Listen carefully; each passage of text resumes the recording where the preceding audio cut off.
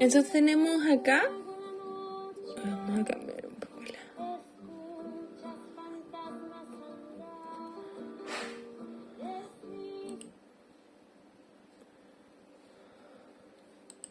ya. Entonces tenemos la posición seca, tenemos la hipertonía y espasticidad parte 2. Ahora vamos a ir o sea, que lo primero fue PGM y ahora vamos a la hipertonía, ¿Cómo funcionamos en hipertonía? Usualmente la posición seca en patologías neurológicas no se usa en patologías neurológicas, pero en base a las múltiples investigaciones se ha demostrado que hay una eficiencia de dicha técnica en la población objetivo. Hay una mejoría en la frecuencia de la intensidad del dolor, pacientes que tienen hemiplegia, y en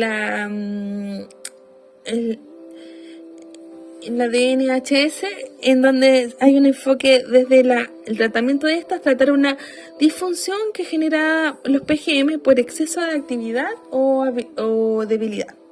Se compara con la toxina botulínica, ya que es el tratamiento de primera línea para estas condiciones, y se muestra que ambas actúan sobre la misma estructura diana, que la estructura diana acá es la placa motora. La toxina botulínica lo hace de una manera química, produce una liberación de acetilcolina y teniendo mayor alcance sobrepasando la estructura objetivo. Y la DNHS mecánica rompiendo y la punción va a romper solo las placas motoras. La diferencia de la aplicación de estos dos se presenta como un beneficio, ya que la DNHS, por no poseer un límite de números de músculos posibles a tratar por sesión, no así como la toxina botulínica tiene una restricción en su dosis y porque es neurotóxica.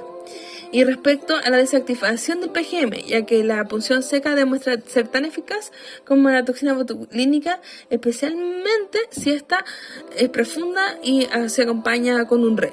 Entonces tenemos el síndrome de la primera motoneurona. En patologías, en el síndrome de la primera motoneurona tenemos que las características positivas se hacen cuando hay una hiperactividad muscular, porque está aumentado, hay un aumento del reflejo, hay una tendencia y relación, lo vamos a ver el clonus que se presenta, vamos a ver que hay un babismo positivo, está espástico, hay espasmos flexores en flexión y extensión, hay patrones de contracción durante el movimiento, reacciones asociadas y otras distonías, y disinérgicas y estereotipadas, hiperactividad de reflejos cutáneos y autonómicos. Y la característica negativa es que la debilidad muscular y hay una pérdida se produce fatiga porque hay un desuso y movilización.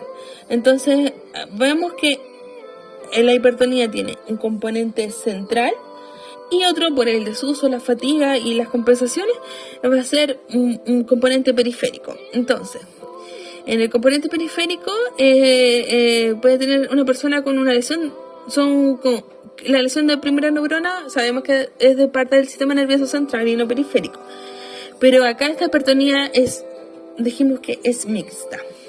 La hipertonía suele dividirse en dos grandes componentes, que puede ser central o periférico, donde acá es el reflejo miotático el que está afectado y acá el periférico es de un acortamiento muscular. En la clínica los dos componentes se solapan e incluso uno exacerba al otro. Aquí ya no se sabe qué es qué. Los cambios estructurales en el tejido. Cuando el tejido es viscoelástico, no está sometido a movimiento, va a aumentar la rigidez. Y esto debe coexistir con un componente central de activación. Por eso va a conducir a que las contracturas de este paciente van a ser contracturas fijas. Y esto va a aumentar, contribuyendo al componente periférico de la hipertonía. Y la espasticidad tiene un componente central de hipertonía. Eso es patognomónico. Sabemos hipertonía a nivel central. Pero muchas veces nos olvidamos, y es ahí donde más podemos trabajar, que tiene un componente periférico. En la fisiopatología de la espasticidad. El desequilibrio ocurre en la espasticidad, se da por lesiones de los tractos descendentes que desencadenan la imposibilidad de inhibición de la supraespinal de los reflejos. Entonces están hiperexcitados los reflejos porque no hay quien inhibe, no está inhibiendo. Por lo que dependiendo del nivel de lesión va a ser el grado de espasticidad. Existen los cuatro tractos descendentes del control de movimiento se relacionan con la espasticidad, que es el tracto cuando hay una afección en el tracto córtico-espinal, cuando hay una afección en el tracto córtico-nuclear, cuando hay una afección en el tracto retináculo espinal y cuando hay una afección en el tracto vestíbulo espinal. La fisiopatología de la espasticidad. Entonces, primero tenemos una lesión que ocurre en el tracto retículo espinal dorsal, lateral, por lo que la lesión de la corteza cerebral o la cápsula interna. Esto produce una falta de activación del tracto, o sea, en lo que no tendría un efecto inhibidor sobre los reflejos espinales, produciendo un cuadro de espasticidad leve, o sea, se va a observar por falta de inhibición. El segundo caso es que hay una inhibición, no una parte está inhibida, sino que la lesión se produce en el mismo tronco encéfalo o en la misma médula espinal, porque hay una inhibición total de los reflejos espinales y este va a ocasionar una espasticidad, pero no leve, sino esta vez severa. En el caso de lesiones parciales de médula espinal que afectan el tracto retículo espinal, pero no los tractos excitadores, como es el tracto retículo espinal anterior, conduce a un cuadro aún más severo, porque se está inhibiendo, porque está activando los excitadores normalmente y no se está inhibiendo. En cambio, la lesión total se inhibe tanto los excitadores como el inhibidor. Aquí tenemos, bueno, acá está el tracto corticoespinal, el retículo espinal anterior, es el rojito. Tenemos el tracto retículo espinal posterior y lateral, que es el azul. Y acá está la lesión. La fisiopatología de la espasticidad. Si hay un caso a nivel la lesión medular del carácter total, se van a ver afectadas todas las vías activadoras como inhibidoras, perdiendo todo el control sobre los reflejos, dando un resultado, una hiperactivación de ellos. Si no hay quien inhiba. Este periodo se llama la hiperreflexia, ocurre posterior a un periodo de disminución. Cuando un paciente que tiene una patología del sistema nervioso central, o sea, de primera motoneurona, lo que primero que va a caer es una hiporreflexia, porque no se está activando nada, pero después va a caer en una hiperreflexia. Recordemos las etapas de las lesiones de la primera motoneurona. Esto, por cambios adaptativos de las vías neuronales que desencadenan la espasticidad. Entonces, la espasticidad puede darse en tres posibles mecanismos. En un approach axonal, que es donde las ramas nuevas que se están formando, que donde las colaterales eran inhibitorias, pero ahora se van a convertir en excitatorias. Puede hacerse por una excitotoxicidad, ya que sea que el estímulo nociceptivo elevado y mantenido libera moléculas que producen la apertura de canales de calcio de la célula, y esto cambia el pH del lugar, y esto desencadena apoptosis de ciertas células que inhibían y nociceptivas centrales. Son especialmente sensibilizantes de la excitotoxina, de la excitotoxicidad, y ahí es donde más podemos nosotros actuar, o los cambios en los receptores, aumentando los receptores de acetilcolina, que son nosotros, receptores de acetilcolina, punto gatillo, que se van a encontrar en la fibra muscular, volviéndose hipersensible. Entonces, estas dos es donde más podemos trabajar, porque vamos a bajar la perpetuación. Acá no hay mucho que hacer. Tenemos la excitotoxicidad. Entonces tenemos cómo se produce. Tenemos el estímulo nociceptivo prolongado, un movimiento, aumenta la sustancia P y el glutamato. ¿Qué hace eso? Va a abrir los canales de calcio y va a haber un aumento de calcio intracelular. Después va a haber una apoptosis de interneuronas inhibitorias y hay neuronas nociceptivas centrales, los que nos va a provocar dolor crónico. ¿Y qué más hace?